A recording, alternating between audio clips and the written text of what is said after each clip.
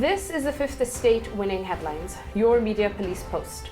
In this segment, we summarize some of the headlines that you may have missed this morning, but we also take a look at the political pieces that we call cartoons in this country. Today is the 2nd of November 2021 and I am 2J. I am JM. And I am Miss K. Again, in case you missed today's headlines, here they are. Daily Nation, heads want schools closed to end crisis.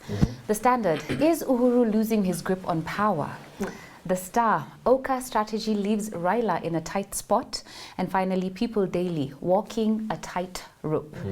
Well, today I will kick us off, and I want to say that one thing we like to do here at the Fort Hall School of Government is to play a situation forward, then rationalize it backward, identifying any potential pitfalls or blind spots. And today I'd like to play the 2022 election forward, then rationalize it backward and bring to your attention some critical pitfalls and blind spots. By blind spots, I mean issues that could creep up and change the trajectory of the election. I call these issues blind spots for two reasons. One, they are hidden from our view, perhaps because they happen within the realm of an institution. And two, the public, myself included, either do not understand them, either we understand them partially or not at all. And these issues will then require judicial interpretation. Yes. Now, there are many pitfalls and blind spots in the 2022 election, but today I will focus on only two issues: the biometric voter registration system, the BVR system, and the competence of IEBC in preparing for the election. So, in 2012, IEBC acquired a BVR automatic fingerprint identification software, AFIS in short. But the software had the capacity to hold a maximum of 20 million voters. Now, the current voter register has about 19.6 million voters, and the mass registration drive that's coming to an end has registered about 800,000 people. Now, only 400,000 of the new voters can fit in the system. So the question is, where do the other 400,000 go? Perhaps into a manual register? And if all the voters are not in the same register, won't that be a ground for a petition to invalidate the election next year? Question. On to the competence of IEBC in preparing for the election. And I'll start with a little history as well. In 2017, there was a legal mind at play, frustrating the actions of IEBC with the intention of undermining the 2017 election, specifically the presidential election. Now, in February 2017, 5 months to the election, Justice Odunga threw out the tender for the supply and delivery of ballot papers for the election result declaration forms, and the poll registers given by IEBC to Al Ghurair Printing and Publishing Company Limited of Dubai. Now, this gave IEBC a short time from the date of the ruling to the election to restart and finalize the tender process. Now, more importantly, the decision by Justice Odunga also invalidated any action or decision made by IEBC once the positions of the chairperson and members of the commission were declared vacant and the process of recruitment for a new chairperson and commissioners was underway. This had the effect of cancelling the tender for the procurement of the election management system, or KIMS kit, and delaying the kickoff of mass voter registration. Now, fast forward to 2022. And in August, the Court of Appeal held that IEBC was not properly constituted. It did not have quorum to do anything, including verifying signatures for a referendum. Now, IEBC is challenging this decision at the Supreme Court, but if the Supreme Court upholds the Court of Appeal decision, then 17 by-elections are invalidated. And guess what? Just like 2017, the tender for the supply and delivery of ballot papers, the register of voters, the statutory election declaration forms, which were advertised last month, will also be cancelled. This ploy to force us into a crisis using IEBC is not new. And just like we did in 2017, we can go around it. And I think that identifying the games at play is half the battle. You brought up an interesting question. What are these games at play? So I want to start with Senator Samson Chergey, who told us this week that the 2022 election rigging has already begun. His argument was that the presence of certain cabinet secretaries holding sensitive dockets indicates that the elections will not be free or fair. His solution is for the president to sack these ministers as a way to show that he values the peace of the country. Later, Tanga Tanga agents complained about the Election Preparedness Committee, chaired by Chief Justice Martha Koome, and joined by the ministries of ICT, Interior, IEBC, Treasury, and others. Their complaint, again, focused on some certain CSs that they just don't like. So these loaded statements left me with many thoughts that I want to share. One, it is said that if you want to steal something, you announce to the world that your opponent is stealing it first. What do I mean here? Are these UDA fellows attempting to use reverse psychology on the nation? Is it possible that they are the ones who want to rig the election, so instead they are pointing fingers at Uhuru Kenyatta's cabinet first as a form of deflection? I mean, why else would they have a problem with an election preparedness committee? Let us not forget that the purpose of this multi-agency group is to safeguard all parts of the election process. And it is significant that it is chaired by the CJ herself. Why? Because the judiciary will have the final say in all election petitions. And so I ask, what does Tanga Tanga have against the judiciary leading this process of preparedness? Unless they have their own plans to rig the election. I don't know. Two, when Cherargei said the president should remove certain cabinet secretaries if he values the peace in Kenya, was this a threat? Suggesting that if the president does not do as they say, they will dismantle this said peace. Honorable Mr. Senator, we want to invite you to understand something very simple. President Uhuru Kenyatta will not fire members of his cabinet because you have threatened him to do so. But you would do well to also remember that somewhere in The Hague, there is an ICC case with William Ruto's name on it, frozen in time, waiting to be reactivated. Threats are the last resort of a man with no vocabulary. UDA, you are simply exposing your soft underbelly. But I want to end by reminding the country of the recent Kiamba by-election. Do not forget that one Oscar Sudi appeared to have the voting results even before IEBC released them. How did this happen? Are these the kind of loopholes that UDA hope to exploit in 2022? Is this why they are so quick to point fingers? Yes, I will answer my own question. This appears to be reverse psychology. Remember, if you want to steal something, announce to the world that your opponents are stealing it first. That's Here, right. here. Yes, so today I would like to interrogate the William Ruto candidature. Ruto, as we have submitted before, is a function of velocity and terrain. Velocity, put differently, is speed. And on speed, we must give it to him. William Ruto, to be frank, has managed to get first mover's advantage in the 2022 election. It might as well have his name written all over it. In fact, his campaign for 2022 began from when he and Uhuru Kenyatta entered State House in March of 2013. Sure. And from this head start, he has managed over the last 9 years to condition the masses that 2022 is his God-given right. But remember, he's had a head start because for the last 9 years, he's been the only one running. So the question begs, and this question has been begged by a lot of Kikuyus, why did Uhuru allow him to break into the stronghold of Mount Kenya?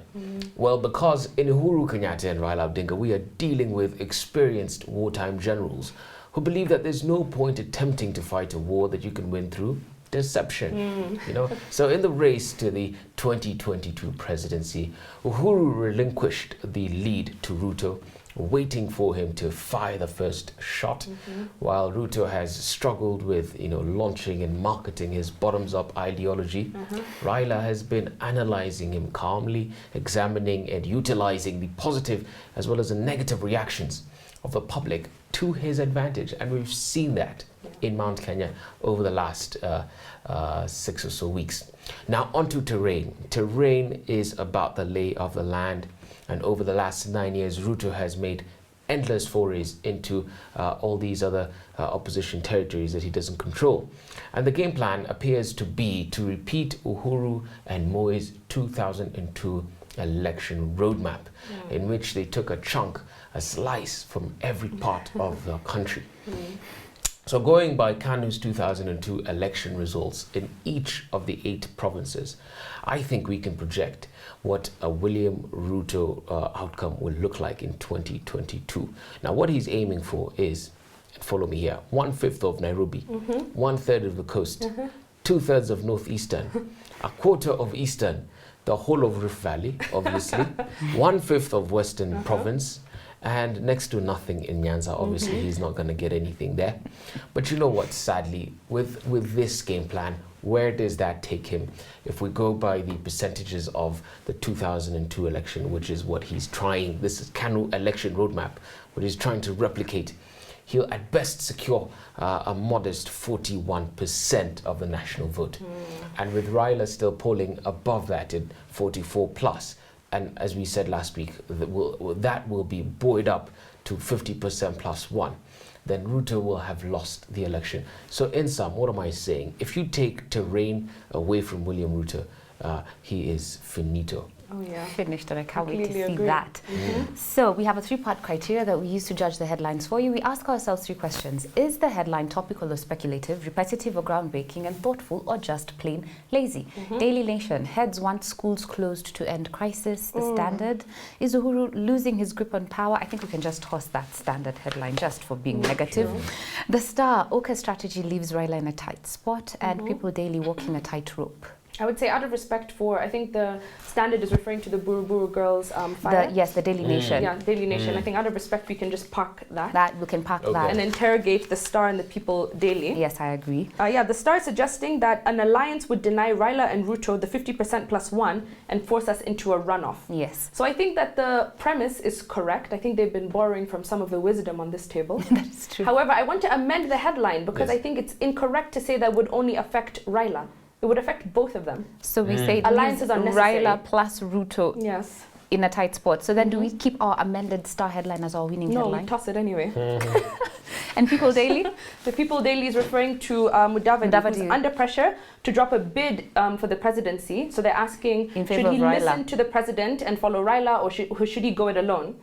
And I think it's true, he's walking a tightrope, and Definitely. maybe he's thinking about it. So I think we give People Daily our winning headline. Sure, why not? People Daily gives us our winning headline. And now on to our final thought. But before we get there, don't forget to subscribe to our YouTube channel. And now our final thought. This week is inspired by election campaigns. And we start today with How to Win an Election, an ancient guide for modern politics by Quintus Cicero. So in 64 BC, Marcus Tullius Cicero was running for the post of Roman consul. Cicero, a political outsider, was a brilliant man and gifted speaker with a desire to gain the highest office in the ancient republic.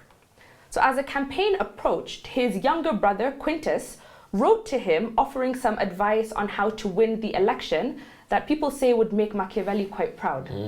My dear Marcus, he wrote, you have many wonderful qualities, but those you lack you must acquire, and it must appear as if you were born with them. So Quintus knew that the odds were against his brother. But the fact that a non-aristocrat like Marcus had a shot at winning this position was a sign of the changing times. Again, he wrote this advice to his brother.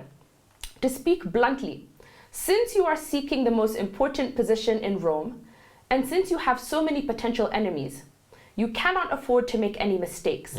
You must conduct a flawless campaign with the greatest thoughtfulness, industry, and care. So in this short pamphlet, Quintus laid out an election plan for Marcus that still rings as true today as it did almost 2,000 years ago. So Quintus tells his brother that he must creep and crawl to voters, promising impossible things, pretending friendship where there is none, and lying. And this short letter contains timeless bits of political wisdom, from the importance of promising everything to everybody, and reminding voters about the scandals of your opponents, to being a chameleon. I'll talk a little bit about that. Yes.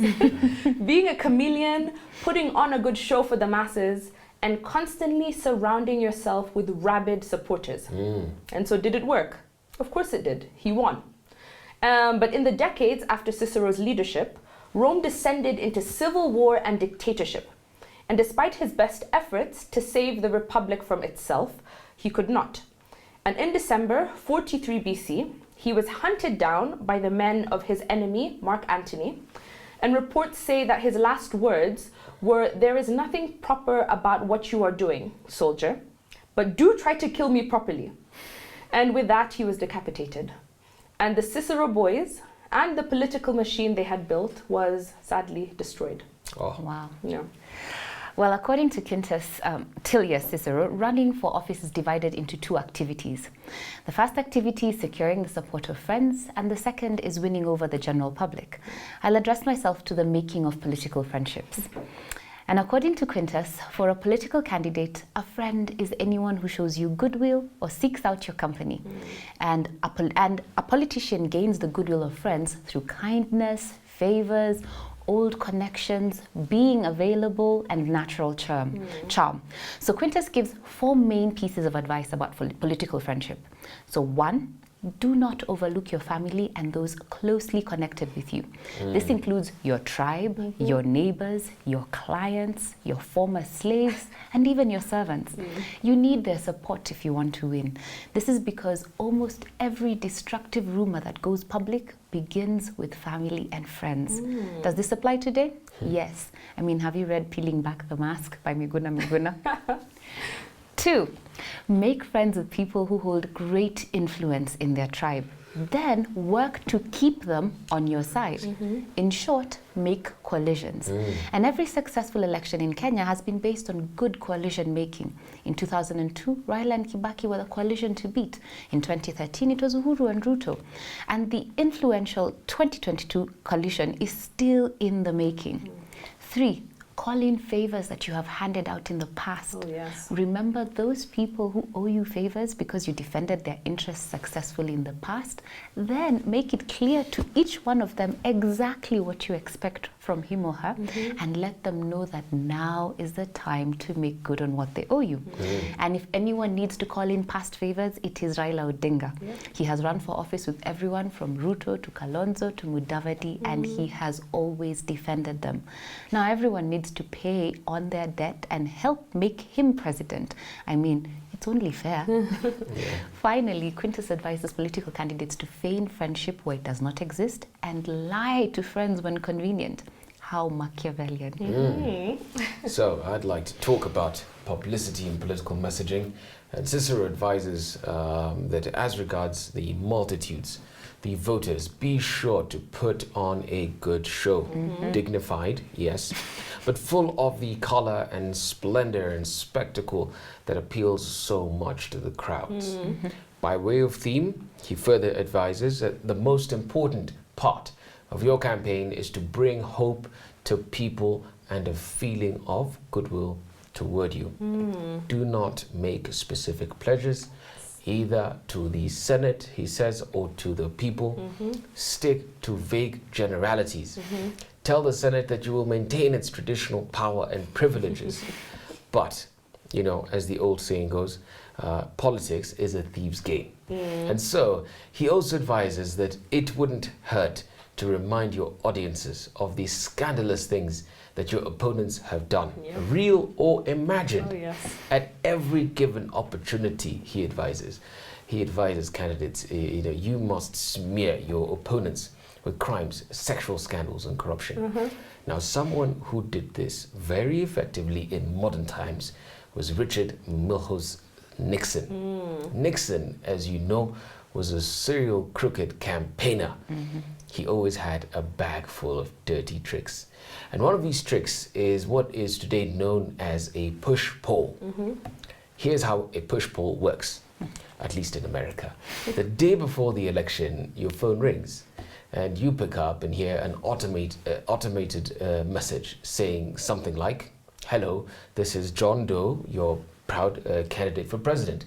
I am calling to remind you to vote tomorrow for the causes that matter to you. Make America great again." Something of that sort. An hour later, the phone rings again. Another political telemarketer. Now she says, "This is pollster Margaret Smothers. I am taking a quick public opinion survey about candidates' awareness before tomorrow's election. First question. Did you know that the presidential candidate, John Doe, is a serial rapist? Ooh. Now, in 1946, believe it or not, when Richard Nixon entered his first campaign against Jerry Voorhis, the incumbent in Orange County, he got a team to call voters in this fashion. And this is how the calls went once they were picked up. The person on the other side of the phone said, "This is a friend of yours, but I can't tell you who I am. Did you know that Jerry Voorhis is a communist?" Ooh. And it worked. You know, Yeah. people went to the ballot the next day, fairly confused, and it just, you know, there was a bit of voter apathy going on. We are in the season of dirty political tricks. I think that's why you recommended this book for us, Tuja, isn't it? Yes, I did. You have to get thinking about election campaigns as early as possible. I'm still stuck on how someone would call me and say I'm your friend, but I can't tell you who I am. But did you know that? You'd be surprised what people believe on the phone. Absolutely. Yeah. Anyway, today we had a winning headline from People Daily. And I would like to, wait, before I say that, don't forget to subscribe to our YouTube channel again, and you can find us on your TV screens. We're in Pang, Free to Air, GoTV, and Star Times. I'd like to end with two quotes on votes, voting, and government. The first is from Thomas Jefferson, and he says, "We do not have government by the majority, we have government by the majority who participate." And the second one is from a gentleman called George Carlin, and he says, "If you do not vote, you lose the right to complain." Do have a good evening.